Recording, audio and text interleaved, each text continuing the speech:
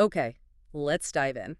Welcome back to the deep dive. You sent us your sources, and our mission today is to basically turn that knowledge base into instant fluency. That's the goal. We are kicking off a huge learning leverage point, the 100 verbs challenge.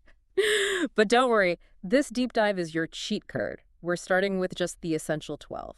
That's right. We're zeroing in on the 12 most frequently used English verbs and looking at them specifically in the present simple tense. And if you're aiming for that basic, comfortable fluency, these 12 words are, well, they're non-negotiable. Absolutely not negotiable. And the power they give you is, it's frankly astounding. The research confirms that mastering just this small group... In this one tense. Right, in this one tense, it covers something like 60 to 70% of the vocabulary you need for day-to-day conversation. That's just wild. It's pure leverage.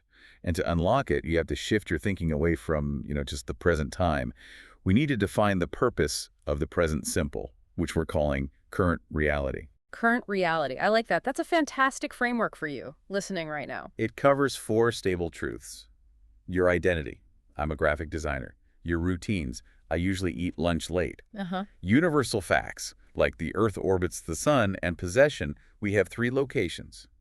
These 12 verbs are the entire operational vocabulary for establishing those 4 realities. Okay, so let's get into the core foundation then. The 3 heaviest hitters, starting with the irregular king, BE. Yeah, BE is at the top for a reason.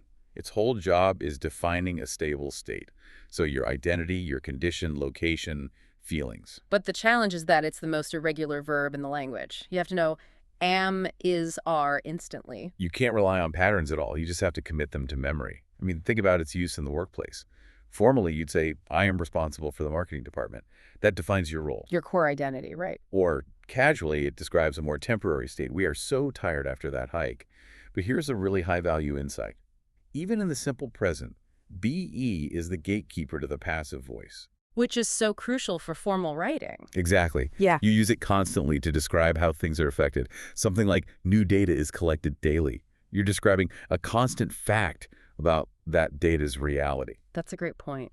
Okay, so speaking of reality, let's move to verb number 2, the one that structures ownership and relationships. Have. Right. Have is primarily about possession. The company has a strict policy, but it also covers experiences and relationships. You don't own a headache, but you have one. Exactly. You don't own a brother, but you have one. It describes your current relationship to things. Okay, so if have means possession, why do you hear, especially from British speakers, have got so often? Is that just slang, or does it fit into this current reality idea? That is a perfect question. It really shows the difference between formal and casual reality. In American English, you'd probably stick to, I have a car. Right. But the sources show that in British casual English, I have got a car is often used almost exclusively for a current temporary possession. It's this crucial linguistic fingerprint learners often miss. But they mean the same thing. They mean the same thing, but have got is just a faster, more common way to say it out loud. That is a phenomenal distinction for just listening and understanding. Now, to use have-e in the negative, I don't have mine, you need another verb to step in. And that brings us perfectly to verb number 3, the one with the huge dual role, do. Do is a powerhouse. Sirs, it's an action verb for general tasks. I usually do the laundry on Sundays. But its most essential function, the one that trips up learners all the time, is its role as the auxiliary engine. Precisely. It is the power source for questions and for saying no in this tense. Unlike be, which can do that by itself, you can say, is he here? Almost every other verb on this list needs do. You can't say, know you the answer. No, you need that support. Do you know the answer? Yeah. It sets the entire mood of the sentence, showing instantly if you're asking, denying, or confirming your current reality. Okay, let's shift gears into the movers, shakers, and creators, the verbs that focus on action. Number 4, essay way. Say is all about expressing words. The key insight here is that it focuses on the content of the words, not who's receiving them. The words are the star of the show. Right. So formally, you might report information. The internal report says profits are up by 10%. The focus is on the report's message. Or casually, people say this restaurant is amazing. You don't have to specify who they're saying it to. So if an email doesn't say anything about the deadline, you're focused on the content it currently has, or, well, doesn't have. Exactly. It's a really powerful verb for that. Okay, the next 2 are a classic pair, opposites that deal with movement. Go and come. What is the biggest trap learners fall into here? The trap is always context. So come is movement away from the speaker. I go to the headquarters once a month. I'm moving from where I am to there. And come is movement towards the speaker. Come here. Simple enough. But the source material also highlights its use for origin. It does. We use it to describe where we come from, which defines a core part of our current reality.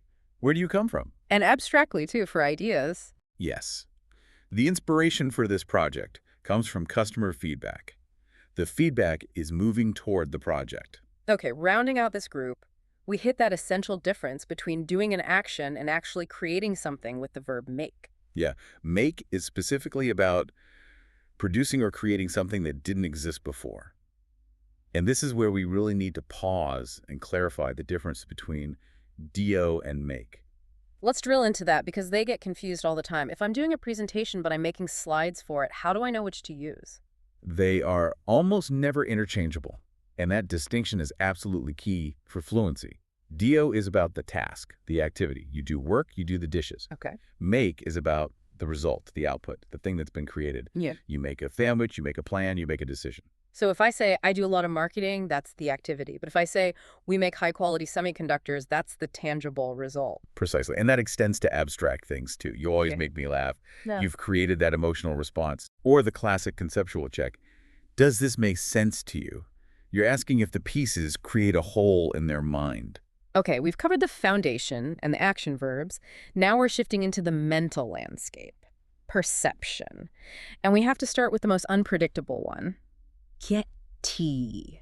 The chameleon. And it absolutely earns that name. Get tea is critical because it has, I think, 4 main high-frequency meanings, and it shifts between them just based on the words around it. So it can mean to receive, to become, to arrive, or to understand. Yeah, that's a huge area. And if you miss the context, you can get totally confused. So give us the range of examples. Okay, so think about a daily routine.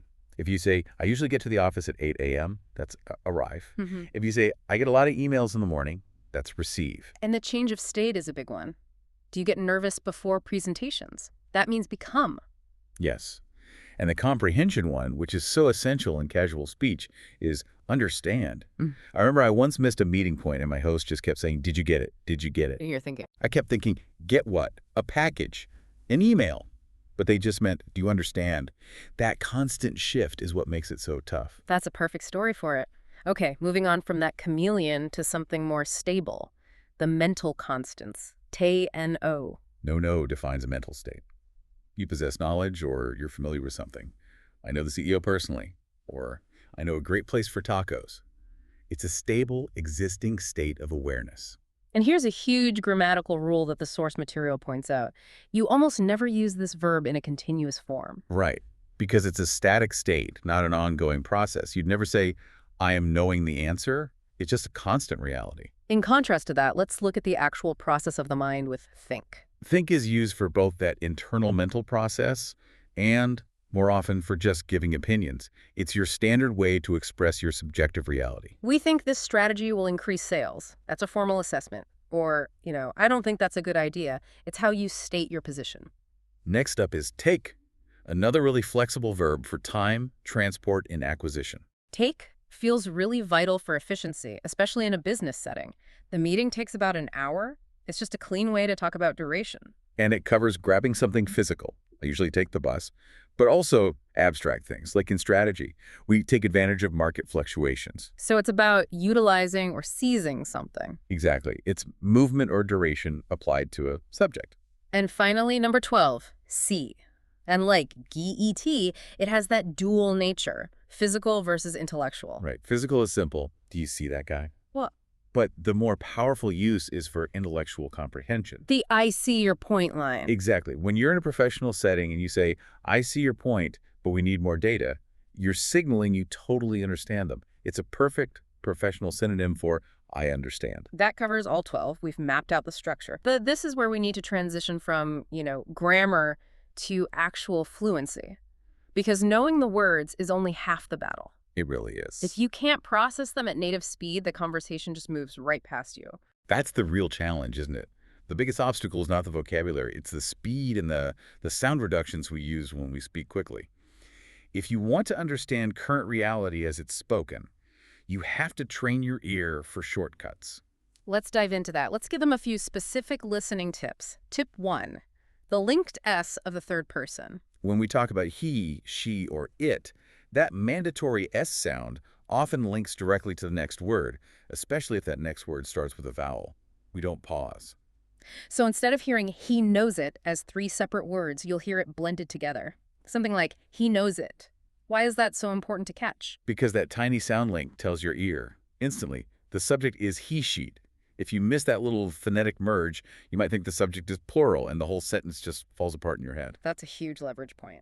Okay, tip 2. This involves our auxiliary friend do, the do-you blending. Absolutely.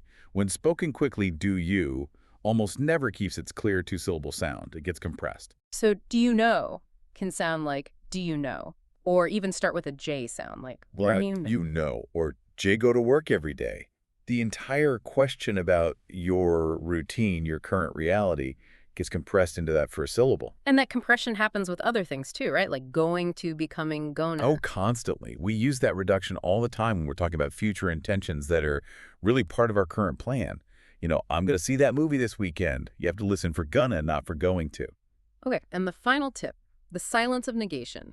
Tip 3, the silent T in don't and doesn't. That T is very often what linguists call a stop T. It means the speaker forms the sound in their mouth, but they don't release the air. So, I don't know, it usually sounds like, I don't know. Wow, so if I'm listening quickly, the only clue that it's negative is a tiny little pause before the next word, not the pa of the T sound. Exactly. You have to recognize that reduction. Because if you wait for the full dictionary perfect T, the speaker is already 3 words ahead of you. Fluency isn't just speaking well. It's training your ear to hear the shortcuts. So what's the big takeaway here? We've covered the whole top 12 list from B to C. We've established that these verbs are, they're the engine of the English language. They define current reality. And by mastering them in the present simple, you have successfully built the foundation for pretty much every other grammatical structure you're going to encounter in English.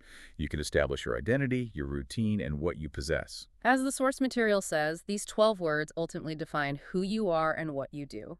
So here's a provocative closing thought for you.